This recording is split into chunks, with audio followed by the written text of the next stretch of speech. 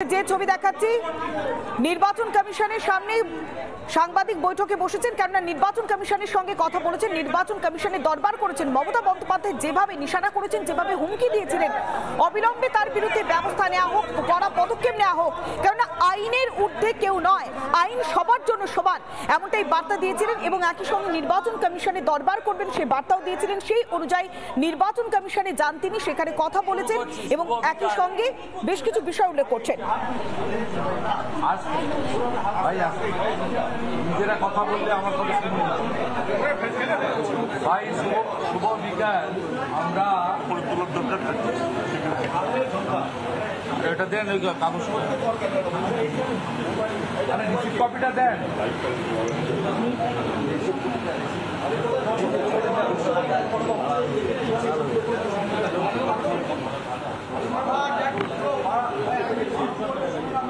এই মুহূর্তে যে ছবি দেখাচ্ছি নির্বাচন কমিশনের দপ্তরের বাইরে বিরোধী দলনেতা শুভেন্দু অধিকারী নিয়ে আমি বিরোধী দলনেতা মুখ্য নির্বাচনী আধিকারিকের কাছে নালিশ করেছেন তিনি। আমরা মাননীয় সিওর অফিসে এসেছিলাম। সিও মিস্টার মনোজ আগরওয়ালের কাছে একটি লিখিত অভিযোগ দিতে অভিযোগটা অ্যাড্রেস করা হয়েছে মুখ্য নির্বাচন আধিকারিক, আমাদের ভারতের মুখ্য নির্বাচন আধিকারিককে। বিষয়টা অত্যন্ত গুরুতর। গতকাল পশ্চিমবাংলার প্রশাসনিক প্রধান মাননীয় মুখ্যমন্ত্রী প্রশাসনিক হেডকোয়ার্টার নবান্নতে রাজ্যের মুখ্য সচিব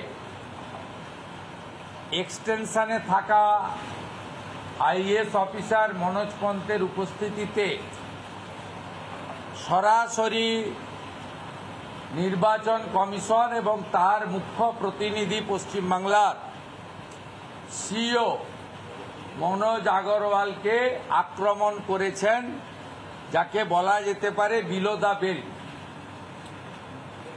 আক্রমণের প্রথম লাইন ছিল সিও বেড়ে খেলছে। এই ভাষা গণতন্ত্রের পক্ষে বিপজ্জনক। এই ভাষা প্রশাসনিক প্রধানের সরাসরি নির্বাচন কমিশনকে হুমকি দেওয়ার নামান্তর। দ্বিতীয় হচ্ছে, উনি এই রাজ্যের ক্যাডার, আইএস ক্যাডার, রাজ্য থেকেই গেছেন ওখানে। তৃতীয় হচ্ছে, ওনার বিরুদ্ধে অনেক অভিযোগ আছে, প্রয়োজনে প্রকাশ করব।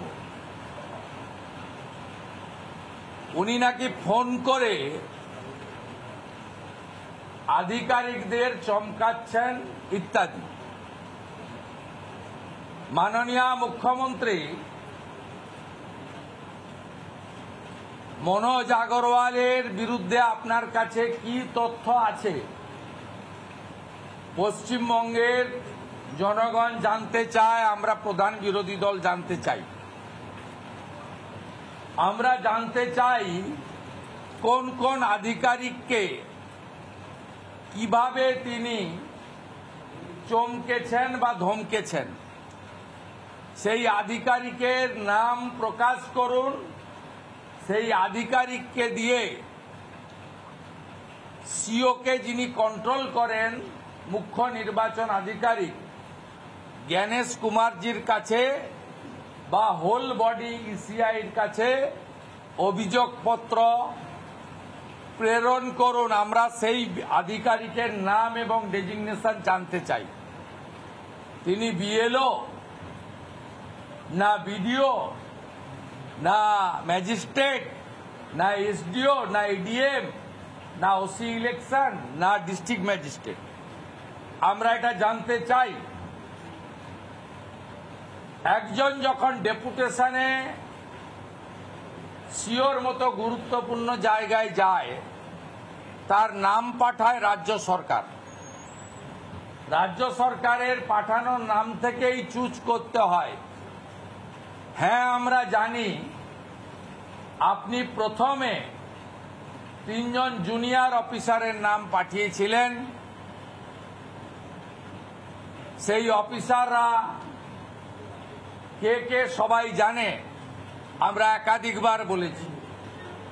তারপরেও যখন সিনিয়র অফিসারের নাম পাঠানো হলো, আপনি বরুণ রায়, দুষ্যন্ত নারিয়ালা সহ আরো 3টে নাম পাঠিয়েছিলেন, যাকে ইলেকশন কমিশন অ্যাকসেপ্ট করেনি। তারপরে আপনি সিনিয়রদের নাম, এসিএস র্যাঙ্কের সব অফিসারের নাম পাঠিয়েছেন, তার মধ্যে ইলেকশন কমিশন চুজ করেছে এবং সিও পোস্টিং দেওয়ার আগে সিবিসি এবং আইবি থেকে ক্লিয়ারেন্স নিতে হয়।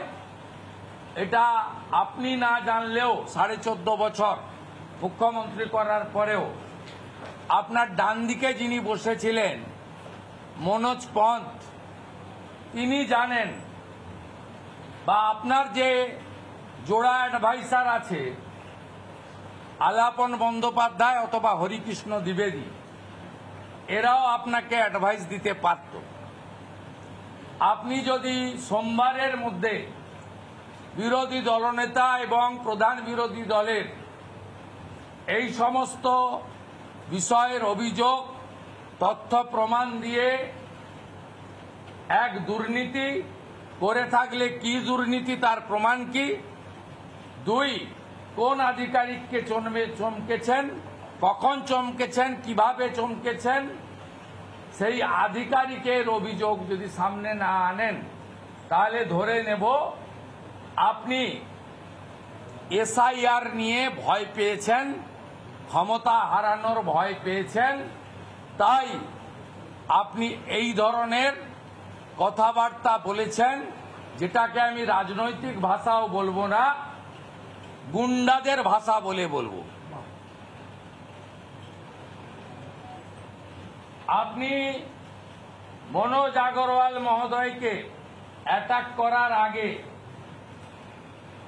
আপনি কি আপনার যে পারিষদ বর্গ আছে, যাদের মধ্যে অধিকাংশই টেন্টেড, আপনি নিজে তো সারদার সবচেয়ে বড় বেনিফিশিয়ারি, ছবি বেচেছেন, আপনার গোটা সবংশ তদন্ততে ডাক পেয়েছে, সবাই জানে। আপনার ধারে পাশে যারা আছে,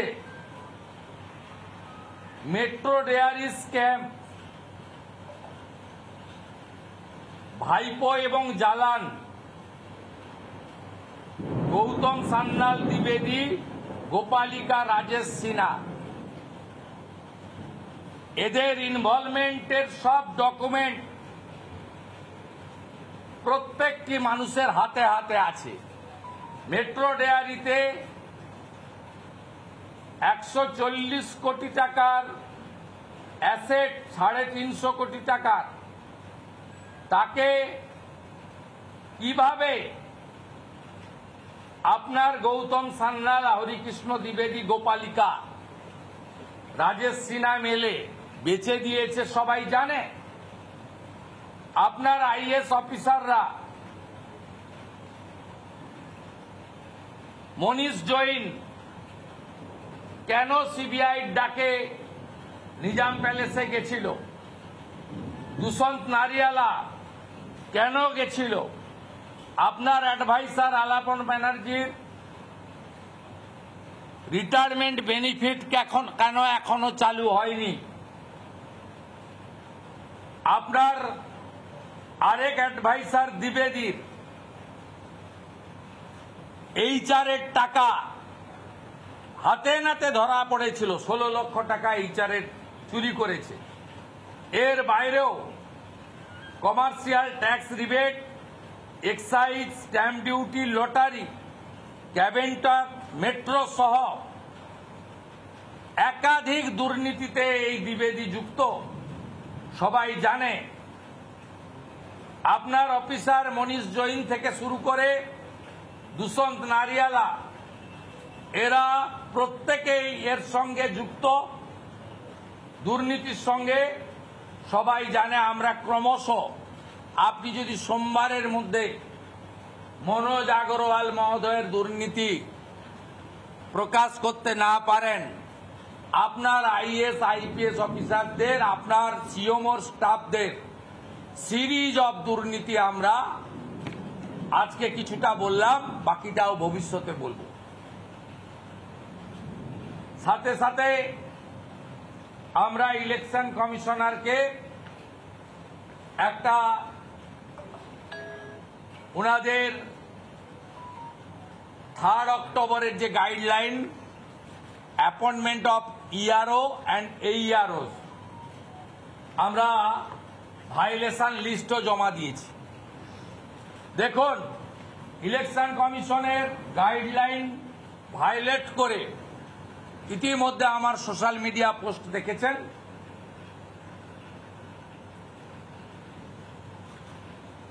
প্রথম আমাদের কমপ্লেন